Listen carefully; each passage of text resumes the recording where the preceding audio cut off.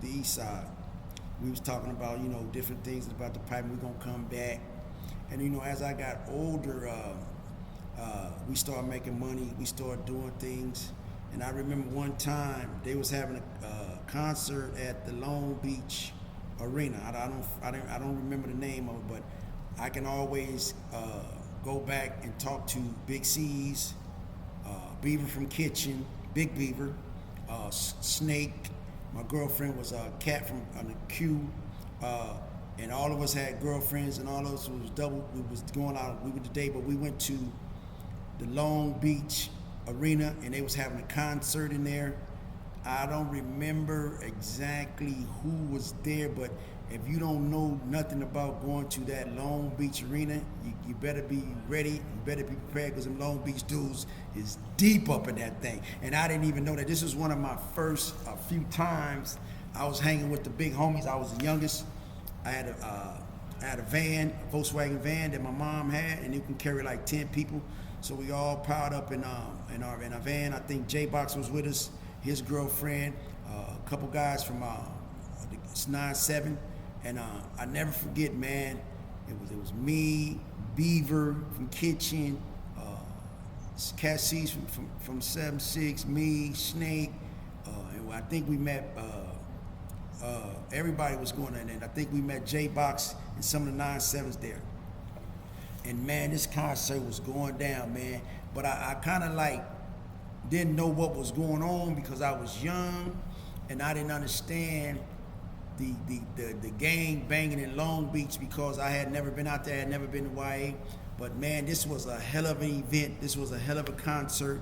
And I'm gonna let me tell the story what happened. So as we get into the arena, and you walk around like this, like in a pantheon, and you can look down and you can see the performers and everything. And man, when we first got there, we was G'd up. We was looking nice, had our hair done and everything. And I was one of the young homies. And I never forget, man. Big B from Kitchen was with us.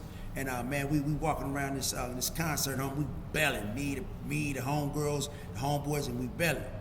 And every 2 minutes or 3 minutes, we run into some Long Beach dudes. And they was like, "What's up, cuz? What that Long Beach LBC like, cuz?" And they banging, we bang. What's East Coast Crip? Boom, boom, boom. And they like, "Yeah, okay, cuz." And we walk around and meet some more Long Beach dudes. Man, you better be ready when you go to that Long Beach Arena, because if you don't know your shit, man, these Long Beach niggas is wild. Now I see why they used to call that goddamn Wild Mouse, the Wild Mouse. Because it was a dude in my neighborhood named Mouse, and he was wild as hell. I used to be like, "Oh man, this nigga wild, just like the Wild Mouse." So when we was at this concert, man, and we got to walking around, and every time we walk on bust a lap, it'd be the Long Beach dudes get bigger and bigger and bigger and bigger. So I guess some of the homies, I guess they was in wide with a lot of these dudes. So we bang. It was like on colors. Niggas throwing up their hood, banging. It was all Crip. Like to say, I didn't understand. I didn't really know about the Crip City until later on. And in Long Beach, like you said, it's a Crip City. It's all Crips. So when we there and we Crips, they Crips. So every time we walk around, at first it was like 5, then it was like 20, then it was like 50, then it was like 100, then it was like 200. So the homie J-Box, man, he felt like he was they was doing too much. So J-Box was like, "Yeah, cuz, what's up?" So they was like, "No, homie, no, that's the little homie Hot Dog." I never forget. They had a homeboy named Hot Dog. Man, this little motherfucker was terrible, right? I didn't really know him. I'm just sitting right there looking, because it was a few of us too. So it was a bunch of them niggas. So the nigga Hot Dog, he had some scissors. So the homie J-Box was like, "Yeah, cuz, you know what I'm saying? We from South Central, cuz, you know what I'm saying?" And then all of a sudden, the dude come from the back. I don't know where he was at or how he come from the back. He come from the back. I'm like, "What up, cuz? What's up, J-Box, cuz? What's up, Beaver? What's up, Cassie?" And the homie Hot Dog, he had the scissors like he was. And the nigga said, "Man, back up, man. These niggas some homies from LA, my nigga. What the fuck wrong with you, nigga? Back up, Hot Dog, cuz."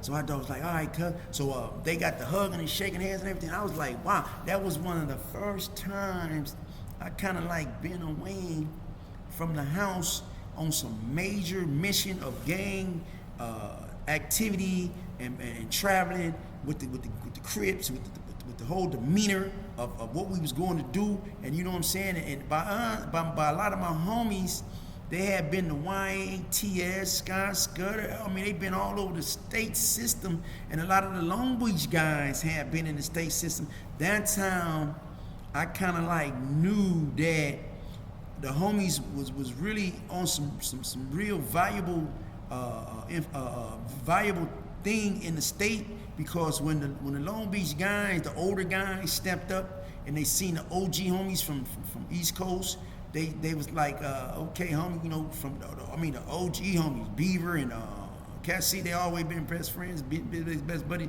and they seen the relationships that we had with the Long Beach guys, and the relationship that they had with C's and the homies from the Deuce. Because I ran into a dude named DC from Long Beach, older guy, and he was him and T-Dog was real good partners.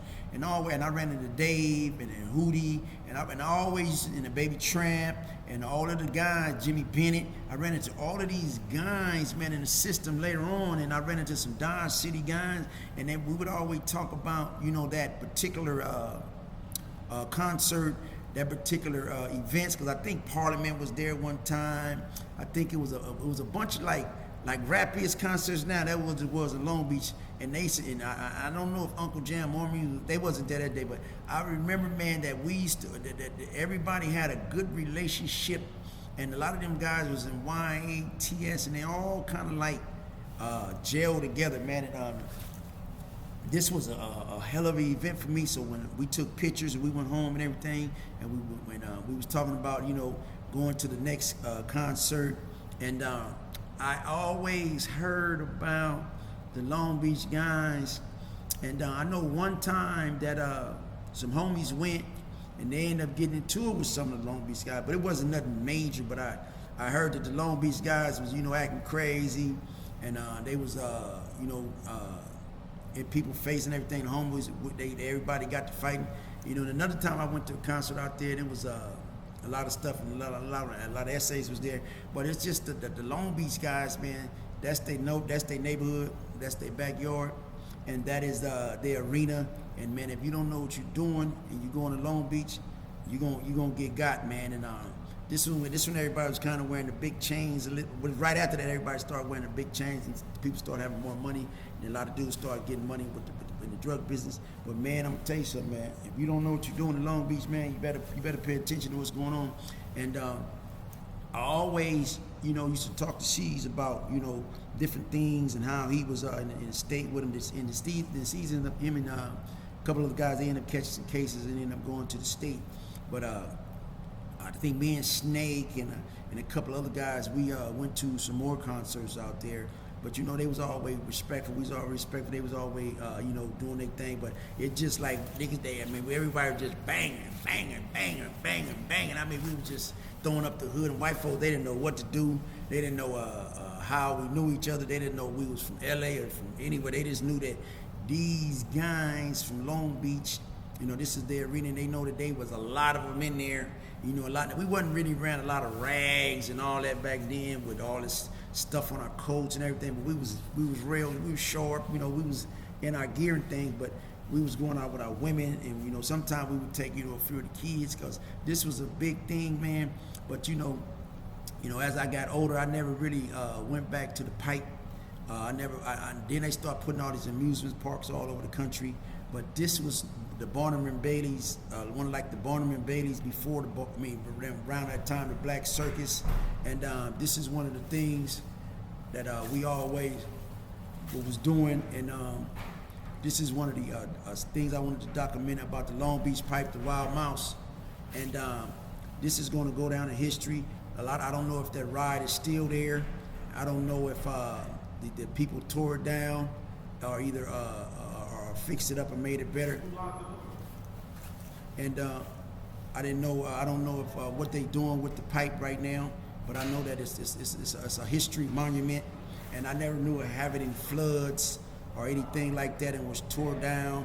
But I do know that this is was a major ride, and I was inspired as a kid to go back, and I went back, and I wondered what is they doing with the this is the famous ride, the Wild Mouse in the Long Beach Pike, and I think somebody need to make this a national monument or preserve the rights to it, because there's a lot of black history off inside of the pipe ride, and we're gonna be doing our thing, and we're gonna be talking about this more often, and we're gonna be talking about Long Beach. I got a double segment on Long Beach, and we're gonna be able to do a movie or a documentary on this, because this got to be documented. This is one of the things that Long Beach needs to preserve. I know they have the pipe. I mean the biggest port out there in Long Beach, and I know that a lot of times people overlook how much money does need to be made in Long Beach, and I wanted to talk to a few of the guys about getting some yachts or some small boats and do some tourism all the way from Long Beach all the way to Venice Beach, and talking about Long Beach all the way to Venice Beach. I remember the first time I went to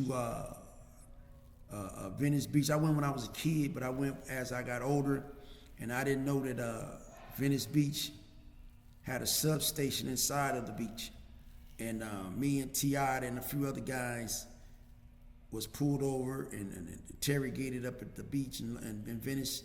But these two beaches need to be documented.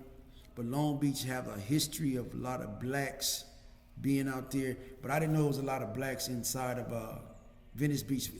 After I started going to jail, then you see all these things, because I just seen how they had took the most beautiful beaches in the land from the black people in Los Angeles, and I just seen how they just gave it back. But this is on beaches, and this is on Long Beach, this is on Venice Beach, and this is on the land, the beach that they took from the black people and made it a lifeguard shack inside of Los Angeles. And this is need to be documented, because we need these beaches and we need to preserve these beaches, and we will be able to do a series on this, and I would love to collaborate with some of the artists. Long Beach, the Pipe, the Wild Mouse Ride.